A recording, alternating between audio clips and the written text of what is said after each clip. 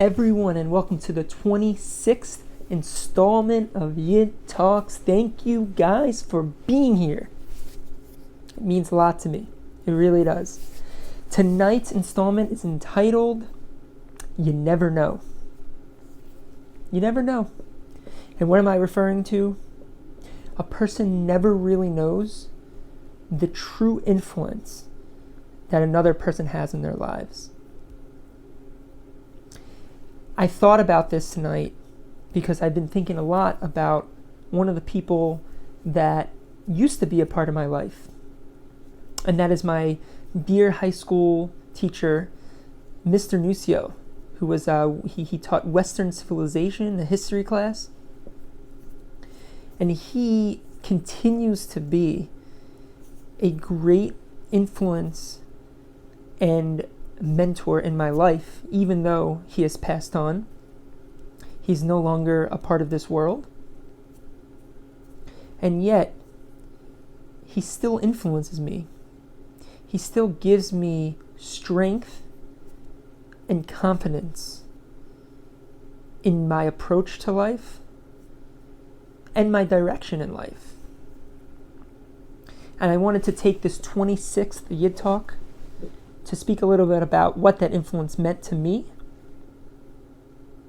and hopefully use it as a springboard to see how much we can mean by our own relationships, but the own way that we, our own way of creating relationships in our lives, and how we can really influence others in a great way.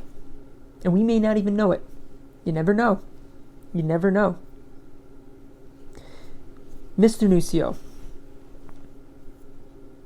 if you went to Manalapan High School, as I did, back at least maybe, let's say, anywhere between maybe 7 and 20 years ago, the name Mr. Nucio wouldn't just ring a bell. It would perk up the ear. It would perk up the ears. Ah, Mr. Nucio, of course. Of course, there may have been some disagreement, but the typical consensus of those that were privileged enough to know Mr. Nucio as the teacher had raving positive things to say, both about his class and about him as a person as well. There's two things I wanted to focus on tonight that made Mr. Nucio such a positive influence in my life that I hope to be able to share with others as I continue to grow in my own ways, in my own path in this world. And I hope that it can bring alive the idea that who we are as people can have great impact on others, even if we'll never know. You never know. You just never know.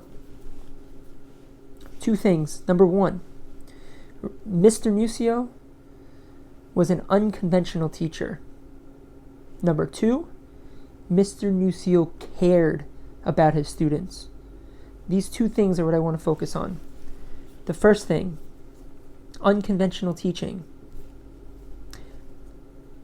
It may be my personality, but when I experienced a class with Mr. Nucio, it really showed me that teaching, being a teacher, teaching students, does not have to be this dry, typical teaching style that I've seen in 99.99% of other teachers throughout the years.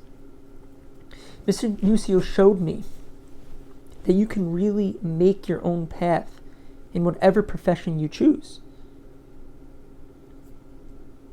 His unconventional teaching style brought about the idea that we will not be using the recommended textbooks from the school, which surely put Mr. Nucio in a interesting box with faculty members, and I'm sure with his bosses. He didn't have to. He didn't have to require us to get a textbook for the class. Instead, he gave us learning that can never be contained within a book. That's for sure. Some examples. He had us watch Gladiator, a movie with Russell Crowe. Because it is a Western civilization class. That movie depicted the Roman era with the in the Colosseum with gladiators, and it followed a certain story arc. And he had us debate about the merits of that system, of that philosophical government, and how it ran.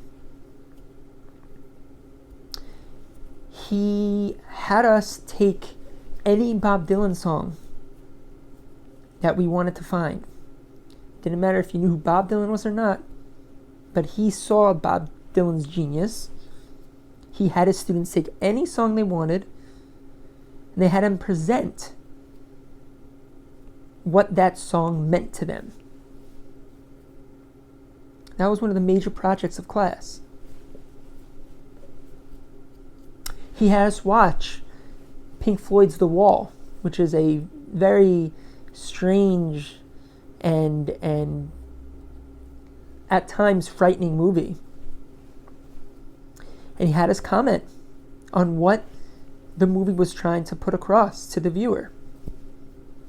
As a final exam, which in high school was a big deal, it was a large percentage of one's grade.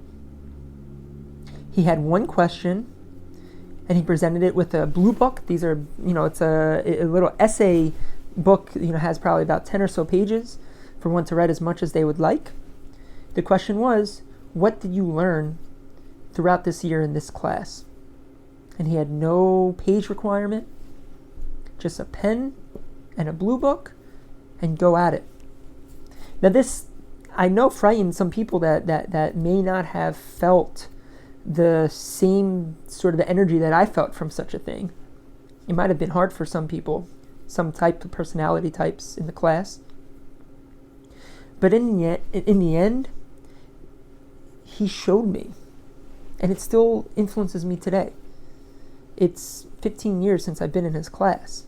More than that, 17 years, I think. It shows me not to be afraid of stepping outside of that box. In fact, stepping outside of that box created great influence that lasts 17 years later and beyond.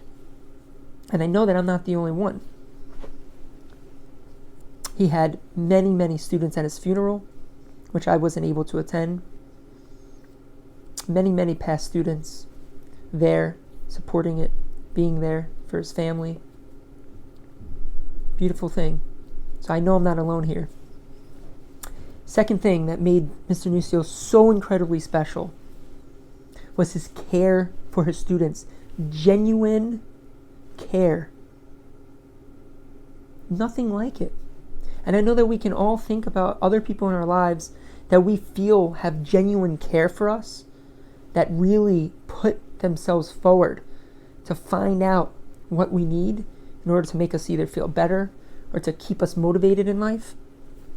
Mr. Nucio had this for any student that wanted to take that relationship on. This is something I've learned in yeshiva, that you sort of have to chase after mentors. You have to put your foot forward, bother them, make them, get some interest in your life. They're busy people, teachers, mentors, people that sort of exude influence on others are busy people because they're busy caring for others. They're busy getting their ideas out.